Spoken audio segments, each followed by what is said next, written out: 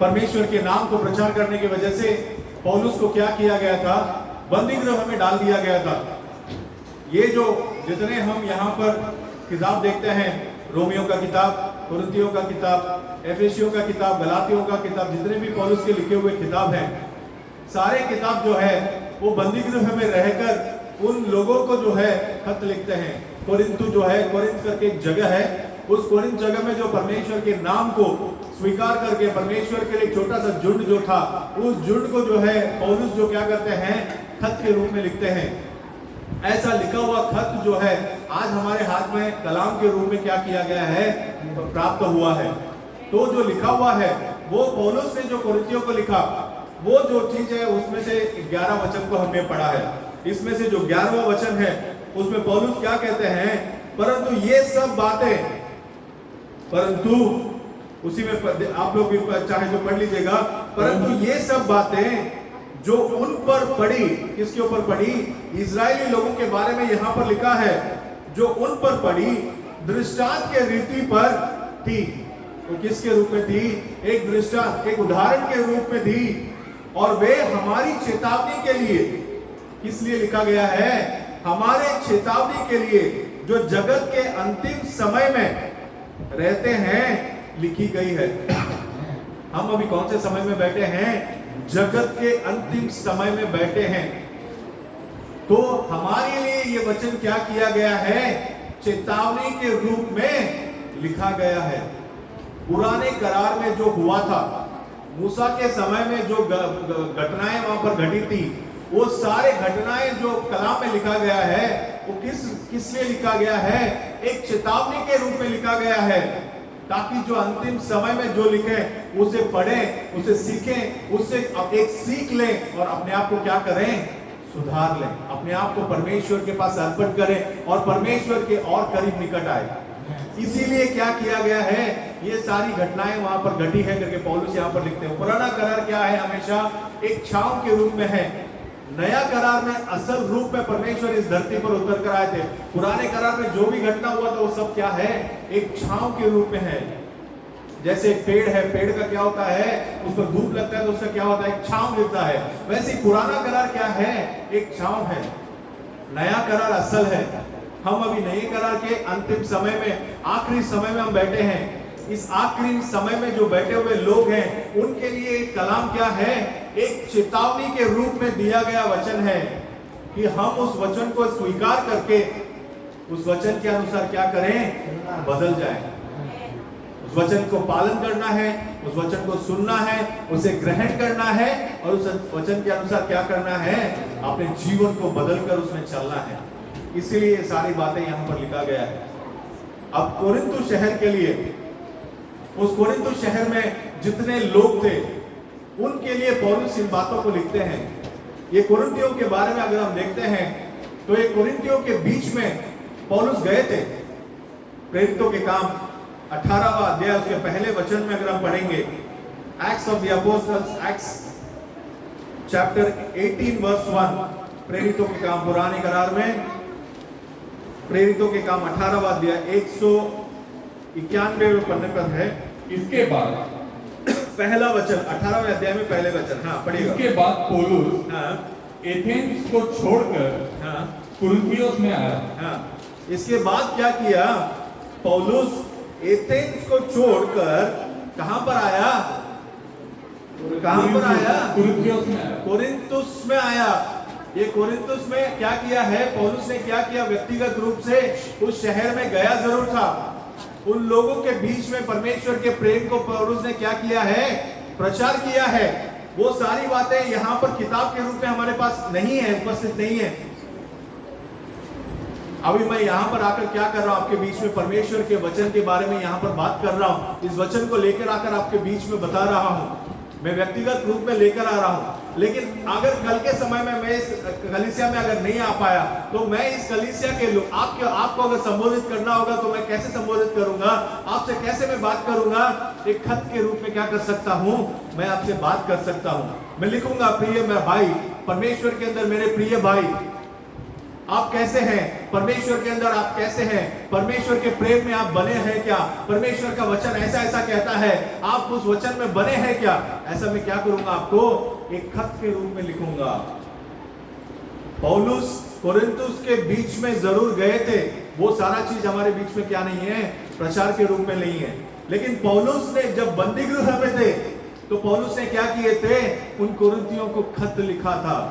वो खत में वो क्या करते हैं, कोरिन्थु कलीसिया को सिखाते हैं कि कैसे रहना है, कैसे चलना है, परमेश्वर का प्रेम क्या है, पुराने करार में मूसा के समय में क्या हुआ था, वो सारे घटनाओं को उन्हें याद कराकर, स्मरण कराकर क्या करते हैं, एक खत लेकर उन्हें समझाते हैं कि ये सारा चीज आपको एक चेतावनी के रूप में दिया गया है। इस चेतावनी को आपको सुनकर क्या करना है, परमेश्वर के प्रेम के निकट आना है। उन लोगों ने जो गलतियां की, वो गलती आपको क्या नहीं करना है, बिल्कुल नहीं करना है। हर एक चीज को, घटनाओं को उनको बताकर क्या करते हैं, उनको चेतावनी देते हैं। उन घटनाओं में से कुछ घटनाओं का अभी आज हम भी क्या करेंगे, देखेंगे। लेकिन इस कोरिन्थु कलीसिया को अगर हम देखते हैं, पौलुस उनके बीच में जाकर जरूर प्रचार किए थे। आप भी लगभग कितने साल से प्रचार सुन रहे हैं, मेरे ख्याल से नए लोगों को छोड़कर पुराने लोग जो होंगे वो लोग कम से कम 3 साल से तो वचन को सुन रहे होंगे, बराबर है, तीसरा चौथा साल है। तो हमारे में क्या बदलाव आया है, इस कोरिन्थु कलीसिया में ज्यादा बदलाव नहीं आया था। इस कोरिन्थु कलीसिया को क्या करते हैं, यहाँ पर डांट कर क्या करते हैं, पौलुस इस खत को लिखते हैं कि आपके बीच में कोई बदलाव नहीं है, आपके बीच में लड़ाई झगड़ा है, आपके बीच में ऐसे बुराइयां हैं करके क्या करते हैं, उनको हर कदम कदम पर उनके क्या करते हैं, डांट कर चिट्ठी लिखते हैं। पौलुस उनके बीच में जाकर प्रचार करने के बाद भी, उन लोगों के पास परमेश्वर के प्रेम को बताने के बाद भी, उन लोगों के बीच में परमेश्वर क्या है, परमेश्वर आपके लिए क्रूस पर चढ़ा, आपके पापों के वजह से चढ़ा, आपको मन फिराना है, पाप का क्षमा लेना है करके उनको बीच में प्रचार करने के बाद भी उन लोगों में क्या नहीं था, वचन के अंदर वो आगे नहीं बढ़े।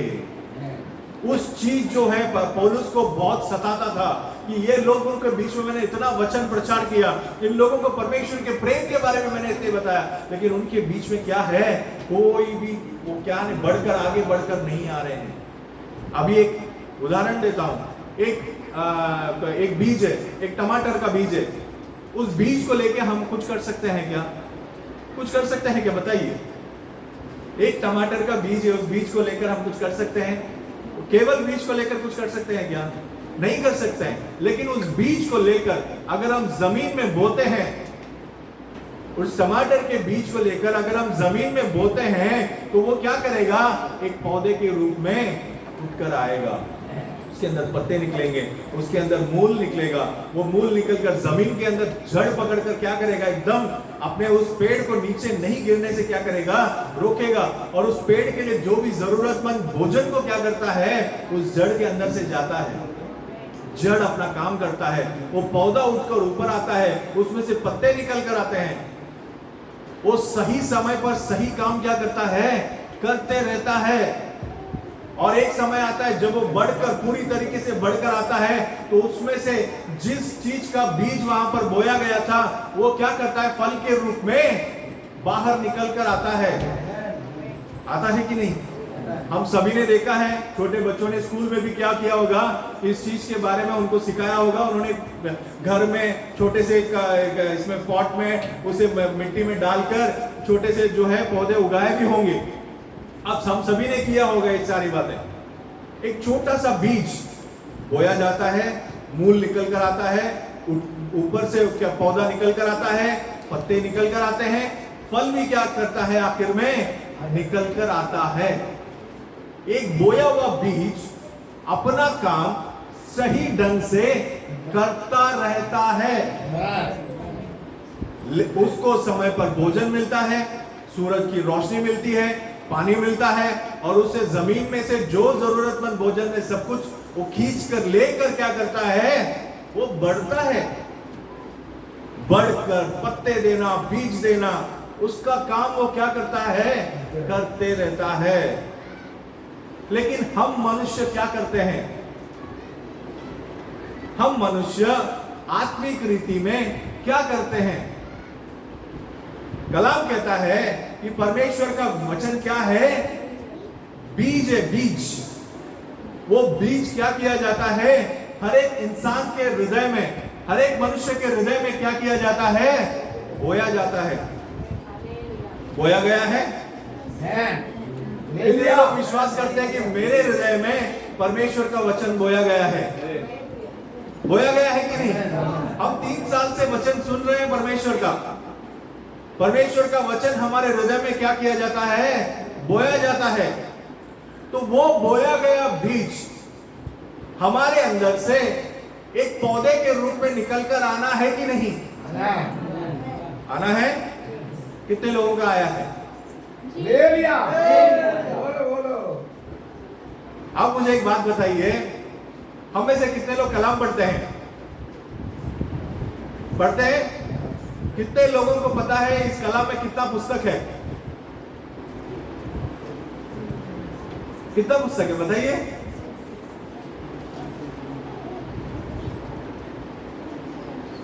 चलिए ठीक है। कौन सा पुस्तक पुराने करार में है, कौन सा पुस्तक नया करार में है? पुराने लोगों से पूछ रहा हूं, नए लोग जो आज बाइबल लिए उनको मैं सवाल नहीं करूंगा। पुराने लोग जो हैं, कौन सा पुस्तक पुराने करार में है, कौन सा पुस्तक नया करार में है? हमारे अंदर जो है, और वो पुस्तक के नाम क्या है? वो पुस्तक कैसे किस ऑर्डर में आते हैं? पहला पुस्तक, दूसरा पुस्तक, तीसरा पुस्तक। जब यहां से बोला जाता है तो यहां पर हमें पन्ना कौन से पन्ने पर है, पुराने करार में है, नया करार में, सब कुछ बताना पड़ता है। मैं अपना अगर गवाही दूं, मुझे नहीं देना बताना चाहिए ये सब चीज, लेकिन मैं बताता हूं। मेरा गवाही जो है, मैं जब 5वीं 6वीं या 7वीं में रहा होगा, हम जितने भी बच्चे थे वहां पर हमारे बीच में कंपटीशन होता था। यहां से कलाम से जैसी सेवक जो है वो एक वचन को जब बोलते थे तो हमारे बीच में जो है कंपटीशन लग जाता था कि कौन पहला निकाल कर क्या करेगा, उस वचन को पढ़ेगा। आज हम में से कितने लोग ऐसे उस प्यास में बैठे हैं, कलाम का वचन बोलते ही निकाल कर क्या करना है? पढ़ना है। उसके लिए क्या होना चाहिए? कलाम में क्या है वो पता होना चाहिए। कलाम के अंदर कौन सा पुस्तक कहां पर है वो पता होना चाहिए। हमें दिन प्रतिदिन क्या करना है? परमेश्वर के अंदर बढ़ना है, वचन को पढ़ना है, वचन को सुनना है। सुनकर दिन प्रतिदिन क्या करना है? बढ़ना है। एक बीज जैसे बढ़कर उठकर निकल कर आता है, वैसे हमें भी परमेश्वर के प्रेम में क्या करना है? बढ़ना है। वचन बोया गया है, उस वचन को क्रिया में लाना है। वो वचन क्रिया में क्या करना चाहिए? आना चाहिए। यहां से प्रचार किया जाता है कि परमेश्वर का प्रेम ऐसा है, परमेश्वर का प्रेम आपके अंदर आना चाहिए, परमेश्वर का प्रेम ऐसा है, परमेश्वर के पद चिन्हों पर चलना है। वचन बोया गया। कितने लोग हम उस पद चिन्हों पर चलते हैं? कितने लोग हम परमेश्वर के प्रेम को बाहर प्रकट करते हैं? यहां से बाहर निकलने के बाद क्या हमको क्रोध आता है? क्या हमें गुस्सा आता है? क्या हमारे अंदर से जलन प्रकट होता है? क्या हमारे अंदर से कोई ऐसा पाप हो जाता है? हमारे अंदर कितना परमेश्वर का वचन बढ़ रहा है, ये बहुत मुख्य है। ये पौलुस कोरिन्थियों के कलीसिया में कोई भी ऐसा बढ़ना आत्मिक रीति से वो बढ़कर आते हुए नहीं दिखा। पढ़िएगा वचन, पहला कोरिन्थियों का पुस्तक, 1 कोरिन्थियंस 3 अध्याय चैप्टर 3 वर्स 1, पहला वचन पढ़िएगा। पहला कोरिन्थियों का पुस्तक 3 अध्याय पहला वचन। हे भाइयों, हे भाइयों, मैं तुमसे इस रीति से बातें न कर सका, मैं इस रीति से बातें न कर सका जैसे आत्मिक लोगों से। देखिए पौलुस क्या कहते हैं, मैं तुमसे ऐसे बात करना चाहता था जैसे कि मैं आत्मिक लोगों से बात कर रहा हूं, मगर मैं ऐसे बात नहीं कर सका। आगे बढ़िए। परंतु जैसे शारीरिक लोगों से, परंतु मैं ऐसे बात कर रहा हूं जैसे मैं शारीरिक लोगों से बात कर रहा हूं। लोग शरीर में हैं, आते हैं, प्रवचन सुनते हैं और सुनकर क्या करते हैं? उठकर जाते हैं। परमेश्वर आपको आशीष करेगा, परमेश्वर आपको उन्नति देगा, परमेश्वर आपको आपके जीवन में बरकत देगा, परमेश्वर आपके शरीर में जो भी बीमारी है उसको चंगाई करेगा। अच्छी बात है, कलाम में लिखी हुई बात है, कलाम की बाहर की बात नहीं है। लेकिन हम मांस के रीति से, शरीर के रीति से यहां पर उन्नति और प्रगति के लिए नहीं आए हैं। अच्छी तरीके से इसे अपने जहन में उतार लीजिए। मैं कई बार बोल भी चुका हूं इस बात को। हम परमेश्वर के अंदर आए हैं, परमेश्वर के वचन को यदि सुनते हैं तो किस लिए आए हैं? आत्मिक रीति से। एक मनुष्य के अंदर 3 चीज है। एक जो ये बाहर का शरीर दिख रहा है वो है, एक उसके अंदर क्या है? प्राण है, जिसे कहते हैं सोल। जो अंदरूनी आवाज जो बोलते हैं, वो अंदरूनी आवाज क्या करता है? ये सही है, ये गलत है, इसे मत कर, इसे कर करके क्या करता है? हमें चेतावनी देता है, हमें चलाता है। वो सोल, वो प्राण। और तीसरा क्या है? आत्मा। ये बाहर का शरीर किस चीज से बना हुआ है? किससे बना हुआ है? मिट्टी से बना हुआ है। मिट्टी का चीज कहां पर जाएगा? मिट्टी में चला जाएगा। पौलुस 1 कोरिन्थियों 15 अध्याय में सफाई से लिखे हैं, मांस और लहू कहां पर नहीं जाएगा? परमेश्वर के राज्य में नहीं जाएगा। तो ये मिट्टी है, लहू है, ये कभी परमेश्वर के राज्य में नहीं जा सकता है। तो जो चीज परमेश्वर के राज्य में नहीं जा सकता है, उस चीज के उन्नति और प्रगति के लिए हम हर रोज क्यों इतना मेहनत करते हैं? हम उसी में अपने विचार में क्यों डूबे पड़े हैं? कलाम इसीलिए लिखा गया है ताकि हम क्यों क्या करें? कलाम की बातों से चेतावनी लेकर हम आत्मिक जीवन में क्या कर सके? बढ़ सके। ये कोरिन्थो कलीसिया से कितना कैसे बात कर रहे हैं, देखिए पौलुस। हे भाइयों, मैं तुमसे एक शारीरिक दशा में बात कर रहा हूं, क्योंकि आप लोगों में आत्मिक उन्नति है ही नहीं, मैं देख ही नहीं पा रहा हूं। आप लोगों से आत्मिक दशा में मैं बात नहीं कर रहा हूं, क्योंकि आप आत्मिक दशा में क्या नहीं किए हैं? आपके अंदर कोई बढ़ना नहीं है। आपके अंदर वो वचन क्या नहीं किया है? बढ़कर एक पौधे के रूप में बढ़कर वो फल देने की अवस्था में नहीं आ रहा है। वो दिन प्रतिदिन बढ़ना चाहिए। परमेश्वर के उस रोशनी को पाकर, परमेश्वर के पवित्र आत्मा को पाकर, परमेश्वर के वचन उसके लिए भोजन है। उस भोजन को पाकर दिन प्रतिदिन क्या करना चाहिए? उसे उठकर आना चाहिए। लेकिन वो उसमें बिल्कुल क्या है? मनुष्य को कोई भी इंटरेस्ट नहीं है। मनुष्य को केवल शरीर में क्या करना है? खाओ पियो मजा करो। इस संसार में, इस धरती में उसे ऐशो आराम की जिंदगी में ही क्या है? अपने जीवन को व्यतीत करने में मनुष्य लगा हुआ है। ये कोरिन्थो कलीसिया, और एक वचन पढ़िएगा उसका, उसी में 4थे वचन को भी पढ़िएगा, उसी 3 अध्याय में 4th वर्ष। क्योंकि हाँ, जब एक कहता है हाँ, मैं पौलुस का हूं, उनके बीच में लड़ाई है। उस कोरिन्थुस कलीसिया के लोगों के बीच में क्या है? लड़ाई लड़ रहे हैं। एक कहता है कि मैं अपोलोस का हूं, दूसरा एक कहता है मैं पौलुस का हूं, एक कहता है मैं पौलुस का हूं, और दूसरा मैं अपोलोस का हूं। मैं अपोलोस का हूं। तो क्या तुम मनुष्य नहीं? क्या तुम अने बस हो गया। यहां पर क्या किया है? उन लोगों के बीच में क्या है? लड़ाई है। एक मनुष्य कहता है मैं अपोलोस का हूं, दूसरा मनुष्य कहता है मैं पौलुस का हूं। एक ही कलीसिया में क्या कर रहे हैं? आकर बैठे, उनके बीच में लड़ाई, उनके बीच में वो मतभेद है, उनके बीच में वचन को लेकर वो लोग कलीसिया में क्यों आ रहे हैं उसके बारे में बिल्कुल उनको क्या नहीं है? पता ही नहीं है। आज हम किसी मनुष्य के बारे में क्या नहीं कर रहे हैं? किसी मनुष्य के पीछे जाने की जरूरत नहीं है। आज आप ये मत बोलिए कि मैं ब्रदर त्यागराजन की तरफ से हूं, या मैं ब्रदर छोटेलाल की तरफ से हूं, या मेरे तरफ से हूं, भाई की तरफ से, किसी के तरफ से नहीं है। यहां पर क्यों आए हैं? केवल उस क्रूस पर मारे हुए मसीह को देखिए। किसी मनुष्य का, मैं पौलुस का हूं, मैं अपोलोस का हूं, नहीं, मैं किसका हूं? मसीह का हूं। मैं किसी मनुष्य का नहीं हूं। मेरे अंदर क्या होना चाहिए? ये सारा चीज बुनियादी एक शिक्षण है। ये शिक्षण में हमें स्थिर रहना चाहिए। कोई भी हमें से भटका कर लेकर नहीं जाना चाहिए। आप इस कलीसिया के हिस्सा नहीं हो। किसके हिस्सा हो? मसीह के कलीसिया का हिस्सा हो। आप यहाँ पर आकर केवल परमेश्वर के वचन को सुनते हैं, और क्या करना है? हमें परमेश्वर के आत्मिक जीवन में बढ़ने के लिए आते हैं। हम किसी मनुष्य को लेकर नहीं चलना चाहिए। एक वचन को पढ़िएगा, यशायाह का पुस्तक दूसरा अध्याय 22वें वचन को पढ़िएगा। यशाया चैप्टर 2 वर्स 22 पुराने करार में है।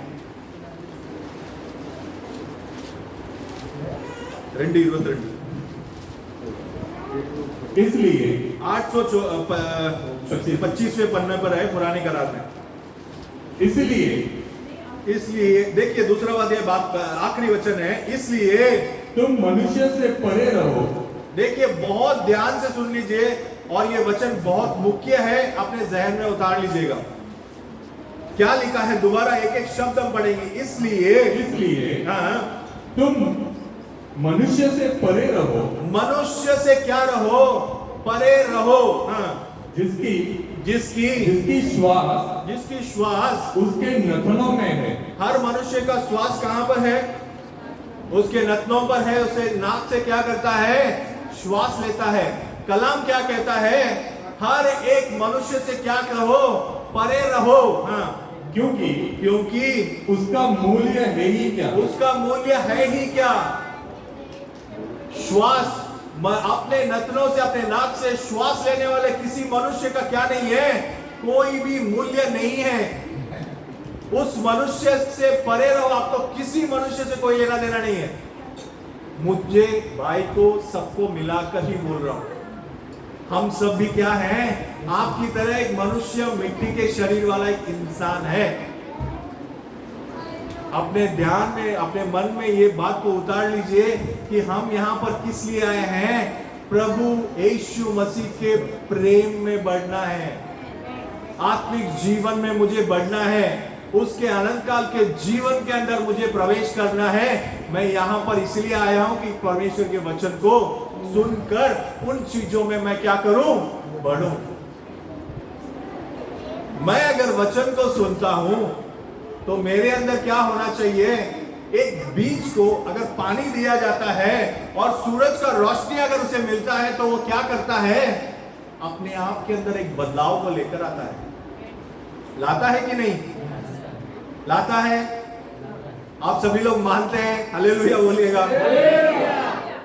अगर बदलाव, एक छोटा सा बीज, वो बीज अपने आप को क्या करता है? नष्ट करता है। बीज जमीन में बोया गया बीज को दोबारा अगर वो अपने आप को नष्ट कर कर पेड़ पौधे के रूप में उठकर आने के बाद आप उस बीज को दोबारा खोद कर देखेंगे, वो बीज दिखेगा क्या आपको? नहीं दिखेगा। वैसा ही परमेश्वर का वचन है, हमारे अंदर बोया गया उस बीज को क्या करना चाहिए? हमारे हृदय में मूल देना चाहिए और उस बीज को उठकर आना चाहिए। पौधे, उसमें पत्ते लगने चाहिए, बढ़कर आना चाहिए। हर दिन क्या करना चाहिए? इस वचन को सुनकर, पढ़कर उसे क्या करना है? बढ़ना है।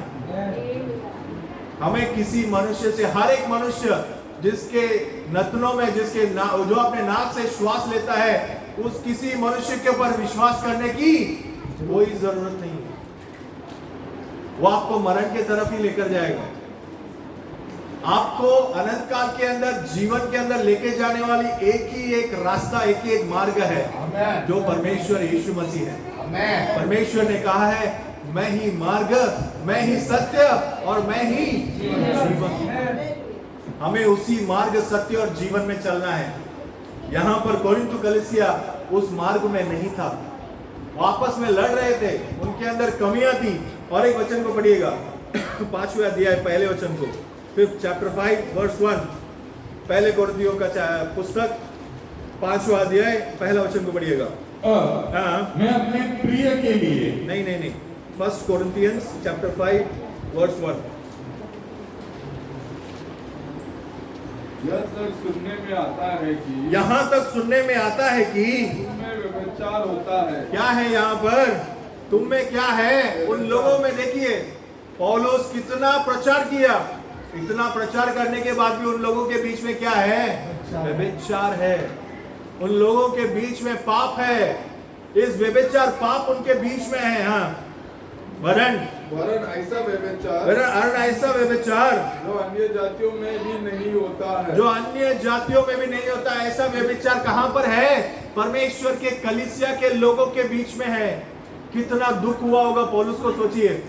मैंने इतना प्रचार किया उन लोगों के बीच में, परमेश्वर के प्रेम के बारे में प्रचार किया, परमेश्वर के व्यवस्था को मैंने प्रचार किया, परमेश्वर के उस अनुग्रह को प्रचार किया, लेकिन इन लोगों में क्या है? बिल्कुल बदलाव नहीं है, बिल्कुल वो आत्मिक जीवन में बढ़ नहीं रहे हैं, वो मांस के अंदर ही जी रहे हैं। उन लोगों को डांटता है पौलुस कि आपको परमेश्वर के जीवन के अंदर क्या करना है? बढ़ना है। क्यों इतना प्रयास करता है पौलुस? उन लोगों के लेकर इतना प्रयास क्यों करता है? क्योंकि उनको क्या है? अनंत काल के जीवन के अंदर लेकर जाना है। हर एक मनुष्य परमेश्वर के उस अनंत काल के जीवन के अंदर प्रवेश करना चाहिए। ये मिट्टी जाएगा इस मिट्टी के अंदर, लेकिन अंदर जो आत्मा है, उस आत्मा को कहां पर जाना है? परमेश्वर के उस पास जाना है। अगर एक मनुष्य पाप करेगा, वो पाप में क्या करेगा? मरेगा, उसका आत्मा भी क्या हो जाएगा? नष्ट हो जाएगा। लेकिन उस आत्मा नष्ट नहीं होना चाहिए, इसीलिए पौलुस क्या करते हैं? इतना प्रयास करते हैं कि वो उस अनंत काल के जीवन को प्राप्त कर सके। आज हमारे लिए ये सब चीज एक चेतावनी के रूप में है। उसी में 6वां अध्याय पहले वचन को भी पढ़िएगा। Chapter 6 verse 1। क्या तुम में से देखिए, क्या तुम में से किसी को यह हियाव है कि किसी को यह हियाव है कि जब दूसरे के साथ झगड़ा हो तो फैसले के लिए अधर्मियों के पास जाए और पवित्र लोगों के पास न जाए। और पवित्र लोगों के पास क्या नहीं जाए? न जाए। इस अध्याय को घर जाकर, 6वें अध्याय को खास करके ध्यान से भूल मत जाइए। पहला कुरिन्थियों का पुस्तक 6वें अध्याय को घर जाकर पूरे आप आराम से बैठकर, ऐसा नहीं कि गाय गड़बड़ में बैठकर पढ़ लिख कर निकलिए, आराम से बैठकर इस 6वें अध्याय को हर एक को पढ़ना है। मैं अगली बार आऊंगा तो क्या करूंगा? इस अध्याय के बारे में मैं आपको पूछूंगा। इस अध्याय के बारे में आपको पता होना चाहिए, ये बहुत ही मुख्य है। ये पहला वचन में क्या कहता है पौलुस? क्या तुम में से किसी को यह हियाव है कि जब दूसरे के साथ झगड़ा हो? क्या है? एक मनुष्य को दूसरे के साथ झगड़ा है तो फैसले के लिए किसके पास जाते हो? अधर्मियों के पास जाते हो। आज दो लोगों में झगड़ा होता है तो कहां पर जाते हैं? बताइए, कहां जाते हैं? कहां जाते हैं? पुलिस चौकी जाते हैं। पौलुस क्या कहते हैं? दो भाइयों के बीच में मतभेद है, मनमुटाव है, झगड़ा हो गया तो कहां पर जाते हैं? बोलो, ये कोरिन्थों के लोग कहां पर जाते थे? अधर्मियों के पास जाते थे। पवित्र लोगों के पास क्या नहीं करते थे? नहीं आते थे। इसमें नीचे पढ़िएगा, पौलुस कहता है आप पवित्र लोग हो, एक दूसरे का समस्या को, एक दूसरे ने अगर भाई ने अगर गुस्से में आकर आपको कुछ कह दिया, आपसे सहन नहीं हुआ, आप झगड़ा कर लेते हो। एक छोटे से बालक को ले आकर आप दोनों के बीच में के समस्या को क्या करो? हल निकालो। अगर नहीं कर सकते हो, सब कुछ छोड़ दो। वो भाई ने अगर आपको मार भी दिया तो क्या आप सहन नहीं कर सकते हो क्या? परमेश्वर ने हम सभी के लिए, हम सभी के पापों के लिए, वो निर्दोष थे। कलाम ऐसे ही कहता है, यशायाह 53 में आप साफ से पढ़ लीजिएगा, वो निर्दोष थे। लेकिन हमारे लिए रोमियो ने क्या किया? उन्हें थप्पड़ मारा, उनके पीठ पर क्या किया? कोड़े बरसाए। किस लिए? किसके लिए बरसाया? हमारे लिए बरसाया। किसी दूसरे के लिए प्रभु यीशु मसीह वहां पर क्या कर रहे हैं? कोड़े खा रहे हैं। अपने सर पर क्या किए उन्होंने? कांटों के मुकुट लिए। किसके लिए? मेरे लिए। मुझे इस चीज का एहसास होना चाहिए। लेकिन मैं एक भाई से अगर झगड़ा करता हूं, उस भाई ने कुछ कह दिया या मैंने उस भाई को कुछ कह दिया, हाथ उठता है, मारामारी होता है, गाली गलौज हो जाता है, और फिर कहां पर जाकर खड़े रहते हैं? पुलिस चौकी।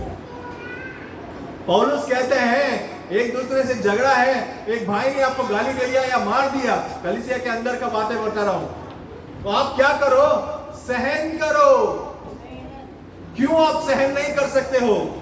प्रभु यीशु मसीह ने हमारे लिए जब सहन किया और हमारे लिए उसके पद चिन्हों पर चलने के लिए बताकर मार्ग दिखा कर गया है, तो हम उनके पद चिन्हों पर क्यों नहीं चल पाते हैं? सोच कर देखिए इस 6वें अध्याय, मैं बाहर से नहीं बोल रहा हूं, जो पौलुस लिखा, अभी पढ़ने जाएंगे, काफी समय निकल जाएगा, समय बीता जा रहा है। तो हमारा जो जीवन है, इस 6वें अध्याय को क्या करना है, अच्छी तरीके से पढ़ना है। कोरिन्थ के लोग वैसे थे। ये सारा चीज किस लिए लिखा गया है, हम अंतिम दिनों में जो जीवन बिता रहे हैं, हमारे लिए चेतावनी के रूप में लिखा गया है।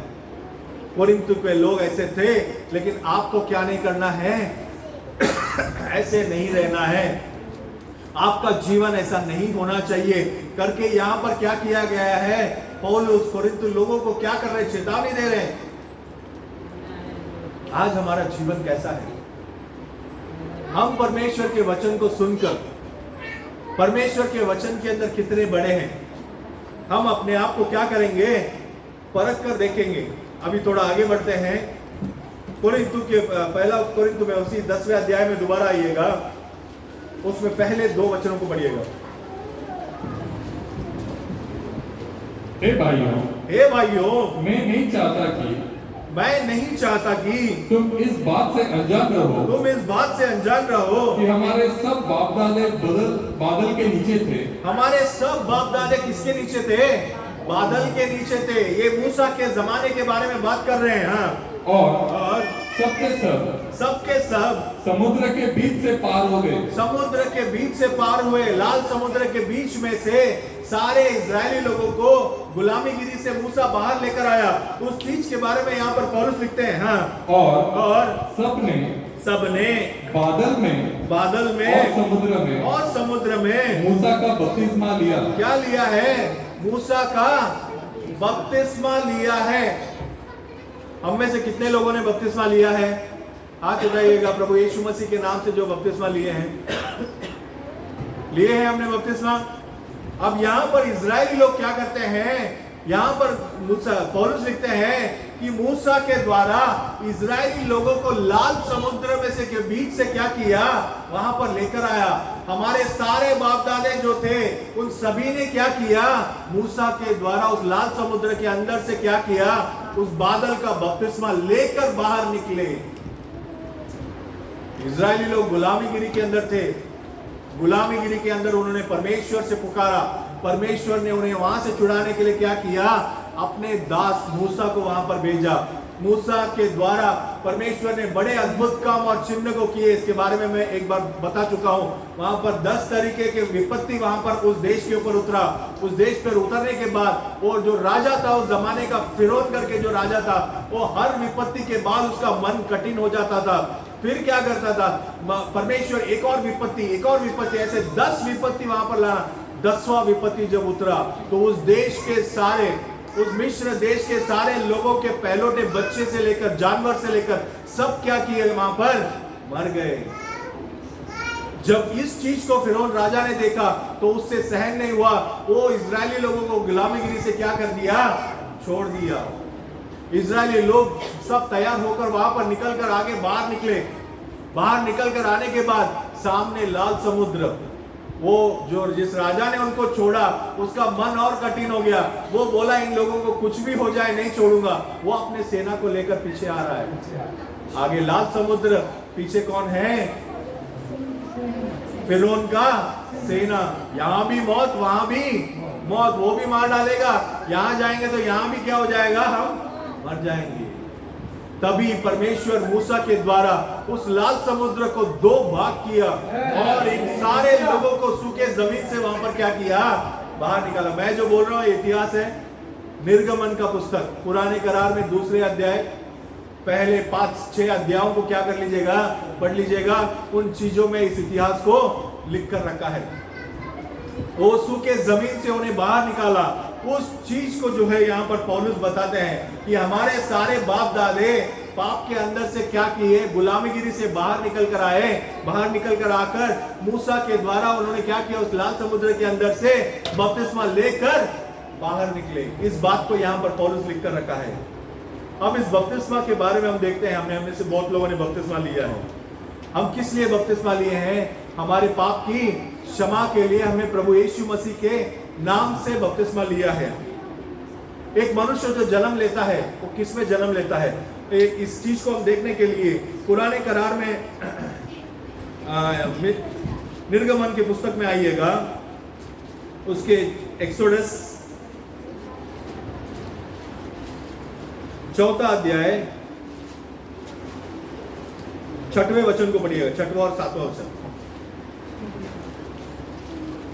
फिर यहोवा ने उससे यह भी कहा, अपना हाथ पुराने करार में 71वें पन्ने पर है, 71वें पन्ने पर 4 अध्याय लिखा होगा, उसमें 6वें और 7वें वचन को पढ़ते हुए सुन रहे हैं। Exodus chapter 4 verse 6 and 7। हाँ, फिर यहोवा ने उससे यह भी कहा, फिर यहोवा ने उससे यह भी कहा, अपना हाथ छाती पर रखकर। देखिए यहाँ पर मूसा को एक चिन्ह देते हैं परमेश्वर। यहाँ पर परमेश्वर कहते हैं कि अपना हाथ को, हाँ, अपना हाथ छाती पर रखकर ढाप। छाती पर रखकर उसे ढांप लेना। अतः उसने अपना हाथ छाती पर रखकर ढाप लिया। उसने अपने हाथ को छाती पर रखकर ढांप लिया।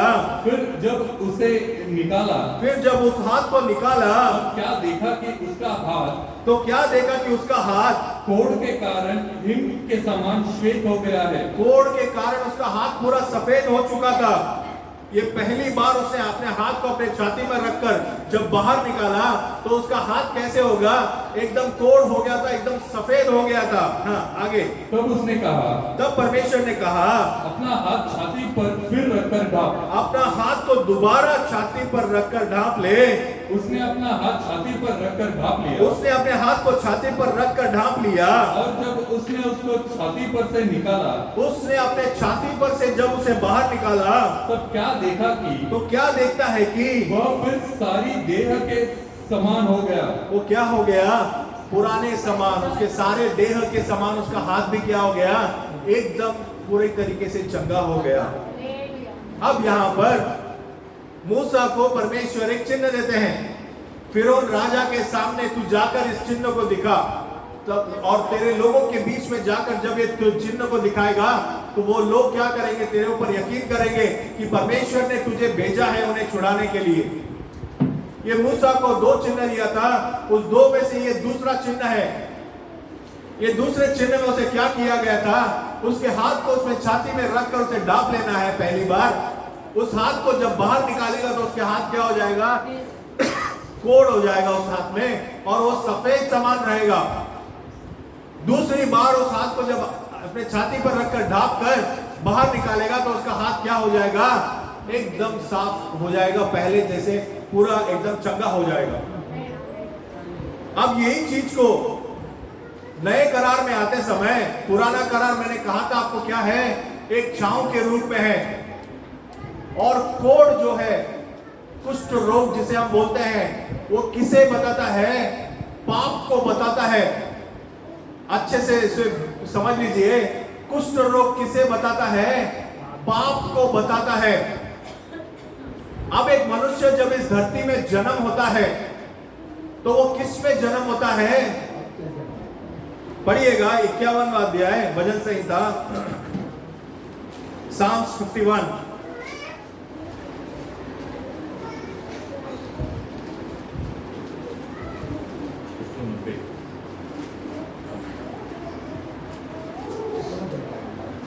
Page number 690।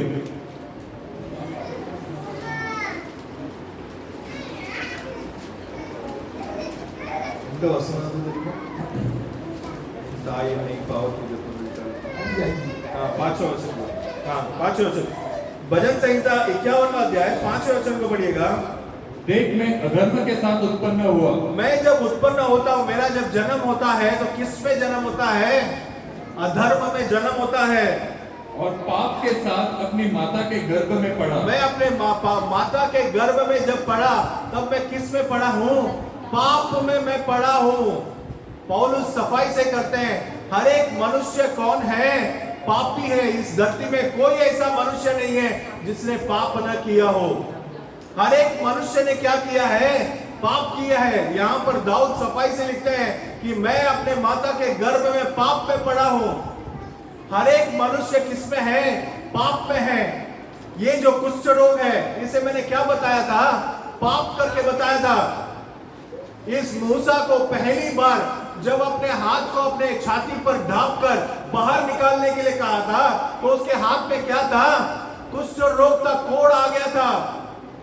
एक मनुष्य जब पहली बार इस धरती पर अपने माता के गर्भ से जन्म लेता है, ध्यान से सुन लीजिएगा, पहली बार जब एक मनुष्य एक बालक के रूप में जब जन्म लेता है अपने माता के गर्भ से, तो वो किस में जन्म होता है? पाप में जन्म होता है। वो एक पापी करके ही जन्म लेता है। पहली बार जब मूसा अपने हाथ को छाती पर रखकर बाहर निकाला तो कुष्ठ रोग था, पाप था वहां पर।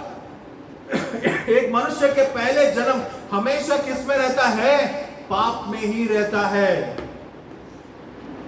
लेकिन उस पाप को निकालने के लिए वहां पर मूसा को दूसरी बार एक और चीज करने के लिए परमेश्वर ने कहा, अपने हाथ को अपने छाती पर क्या कर? दोबारा लेकर जा।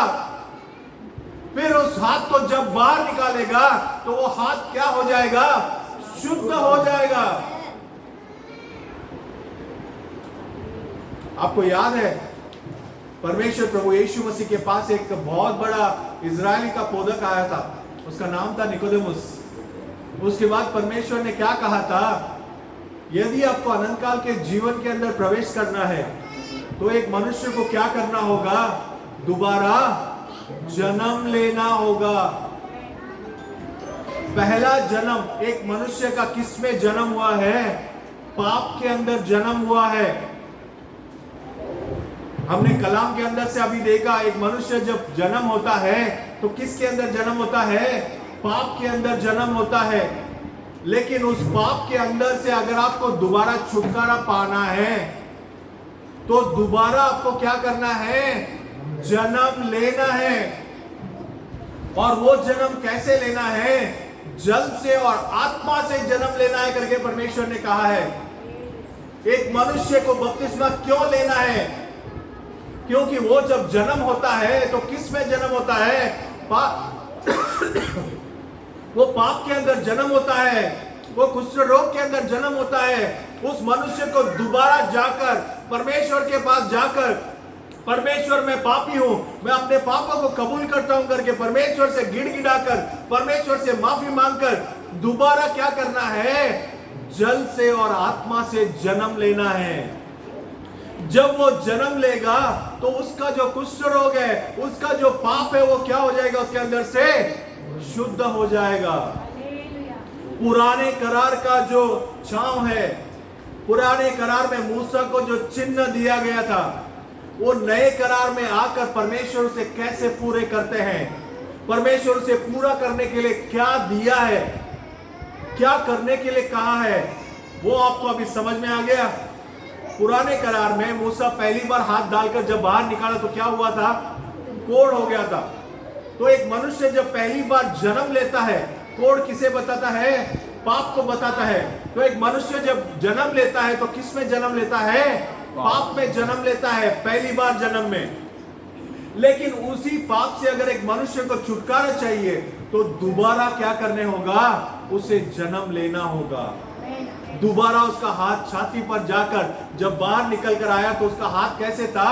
शुद्ध हो गया, चंगा हो गया था। तो एक मनुष्य को दोबारा परमेश्वर के पास आकर क्या करना है? अपने पापों के क्षमा के लिए, अपने पापों से उद्धार पाने के लिए प्रभु यीशु मसीह के नाम से, जल से और आत्मा से क्या करना है?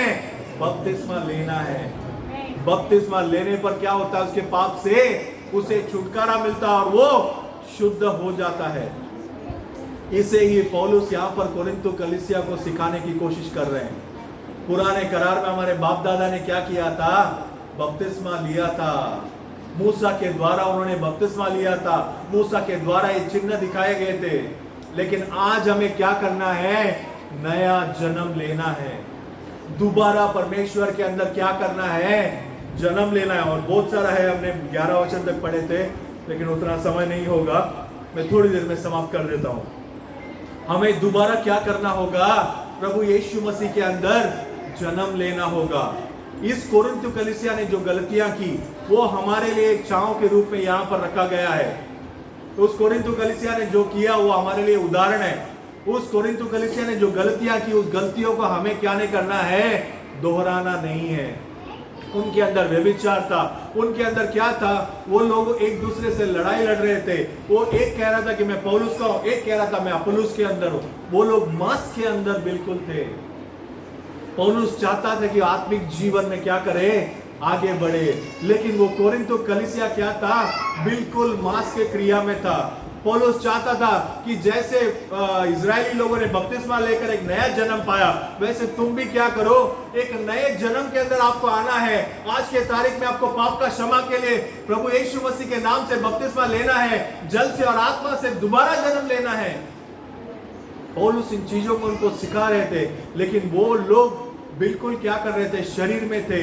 उस शरीर की अवस्था से उनको आत्मिक अवस्था में लाने के लिए ये क्या था, पौलुस का एक प्रयास था।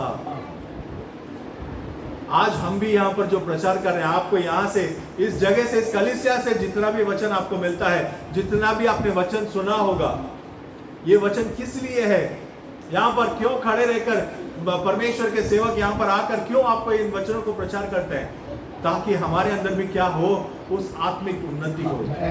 आत्मिक जीवन मेरा बढ़ना चाहिए। हमारा प्यास भी यही है कि हम सभी को क्या करना चाहिए, उस अनंत काल के जीवन में जो भी परमेश्वर के वचन को सुनते हैं, कलाम वही कहता है, परमेश्वर इस धरती पर अपने इकलौते पुत्र को इसलिए भेजे ताकि जो कोई उस पर विश्वास करे वो क्या करे, अनंत काल के जीवन में प्रवेश करे।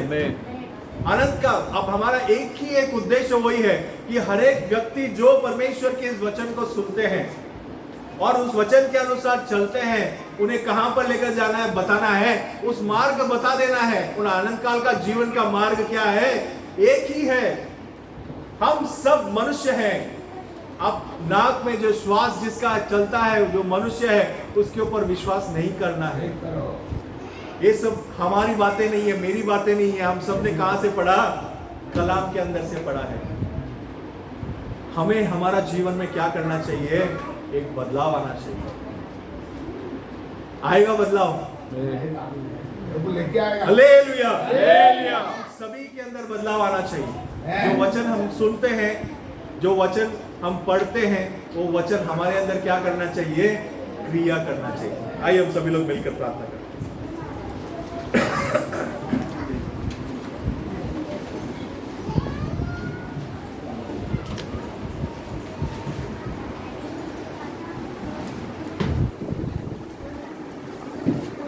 पवित्र आत्मा, सभी लोग खड़े हो जाए। पवित्र आत्मा मुझे ले जाओ यीशु के चरणों में। पवित्र आत्मा, पवित्र आत्मा, पवित्र मुझे ले जाओ यीशु के चरणों में। पवित्र आत्मा, सिर्फ तेरे लिए यीशु, तेरे लिए, सिर्फ तेरे लिए यीशु, तेरे लिए, सिर्फ तेरे लिए यीशु, तेरे लिए मैं हाथ उठाता हूँ। स्तुति है, धन्यवाद है परमेश्वर। हमने आपको वचन को थोड़ी देर ध्यान किया है, आपका जीवित वचन को हमने ध्यान किया है परमेश्वर। उस वचन के अंदर जीवन है। आपके बच्चों को परमेश्वर आपके वचन के अंदर से आपने उस छुपे हुए मन्ना से खिलाया करके हम विश्वास करते हैं। इस वचन को सुनकर हमारे अंदर बदलाव आना चाहिए, हमारे अंदर एक आत्मिक उन्नति होना चाहिए, एक आत्मिक प्रगति होना चाहिए।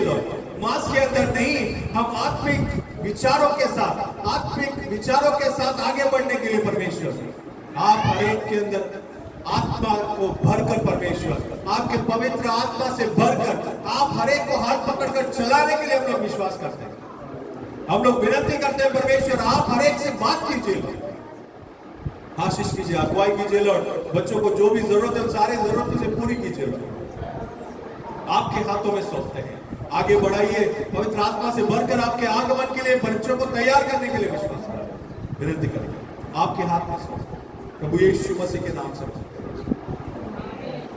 या मैं आपका हाथ में चाहते हैं हेलो तेरा kingdom come, will be done in earth as it is in heaven. Give us this day our daily bread. Forgive us our debts as we forgive our debtors. Lead us not into temptation, deliver us from evil. वैसे आपने हमारे हमें परीक्षा में ना लाओ, परंतु क्योंकि आज पराक्रम और महिमा सदा आपकी। Hallelujah. Hallelujah. Hallelujah. Hallelujah. Hallelujah. Hallelujah. Hallelujah.